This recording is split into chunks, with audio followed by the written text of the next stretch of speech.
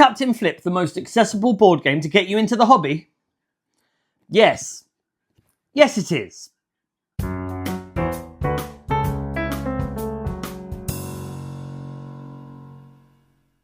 In the box, you will get these double-sided map boards. There are 2 different boards that are double-sided, so that is 4 different maps to play, but this game plays up to 5 players, so there's all the boards in the world. You will also get a bag full of these lovely tokens that are integral to gameplay, because without them, there's no game here. You will get 1 map token, very, very important, and you will get all this loot cash money. The game is remarkably simple to play. You will choose which map you are having, and each player will have a map in front of them with that particular side face up. There will be player aids put between the players, so you know what all the tiles do and does when you pull them out. You'll also know on the back any special abilities that the map has for completing columns. In the center of the table, there will be all of the loot. This is the treasure. This is the points of the game. The person with the most money bucks wins the game. And also in the center of the table will be the map tile. The map tile is super important for some of the tiles in the bag.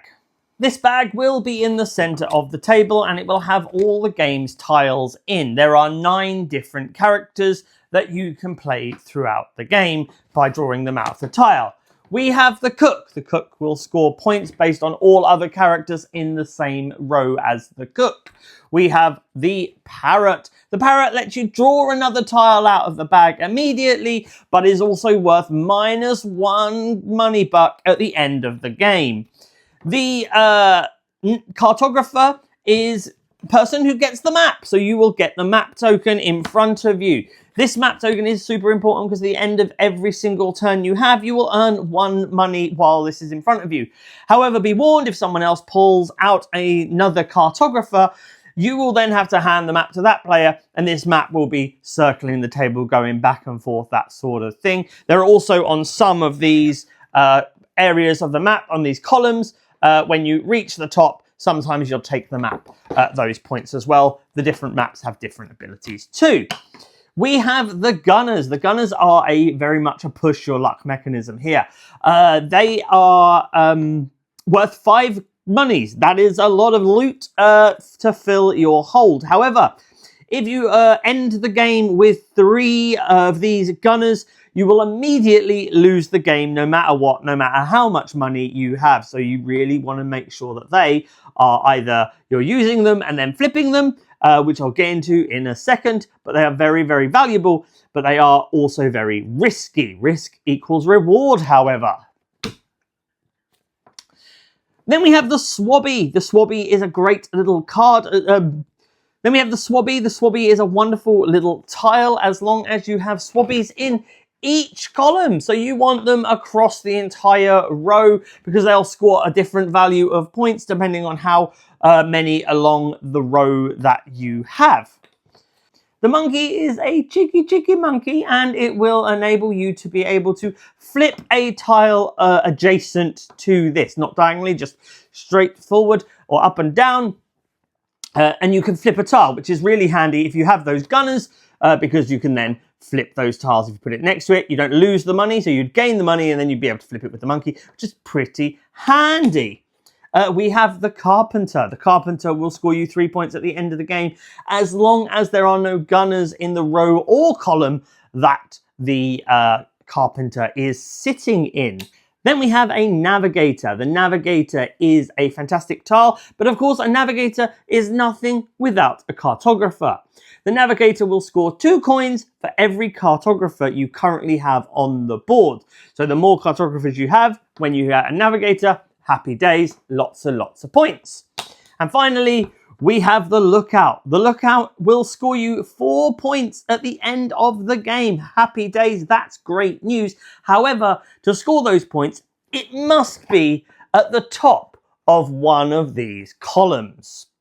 Well, that's all the stuff that's in the game and how they work, but how exactly do you play it, I hear you ask? Well, what you'll do on your turn is you'll take a tile out of this bag and you will place it in front of you. It will be one way up and you'll look at it and you'll go, oh, this is a monkey. Do I want to place a monkey on my map? So you can choose then to go, yes, I do, and place it on your map and score it or do whatever it has to do. Or you can choose to flip it. If you flip it, you may never flip it back unless you have another monkey. You're stuck. You have to pick this side. This is the side that you have to put in your map. The only way to get this back flipped is to get a monkey later to be able to flip this back if you want to.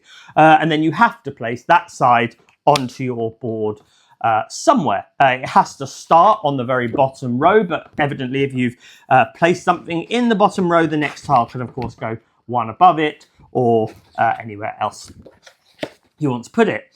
The end of the game is triggered when someone reaches 4 complete columns. When 4 columns are complete, there'll be one more turn back round, so everyone's had an equal number of turns, and then that's it. You tot up whoever has the most money in front of them. You do the end game triggers, so you get the money for that, and whoever's got the most money wins the game. It's super, super simple, very, very straightforward, and absolutely anyone can play this. It's an incredibly accessible, fantastic, quick game that is definitely worthwhile starting a collection with or just having in your collection for something that's a lot of fun. Now, you may worry about replayability. Sure, there are 4 different maps to choose from and there's a lot of replayability, and this is always random and it's a quick, light game, and it has certainly got enough in the base game to warrant its stay. However, if you're wanting a little bit extra, Captain Flip Isla Bomba, the Captain Flip expansion. This little expansion adds more maps, more choices to play, more rules on that, and a little bit more chaos. It also adds different maps that you can use, including a design your own map, which is great. But it also has these different maps that are some of them are a little bit tricky. Some of them will make you lose money. Some of them pivot and rotate every time you get an arc. So the maps change, the mats change, and the maps change to change variability in play. So it's always something different. So these maps can all get shuffled together and you can randomize, pick a map, and then pick a mat to play on, and then go. It is always a different game. It is always a different experience.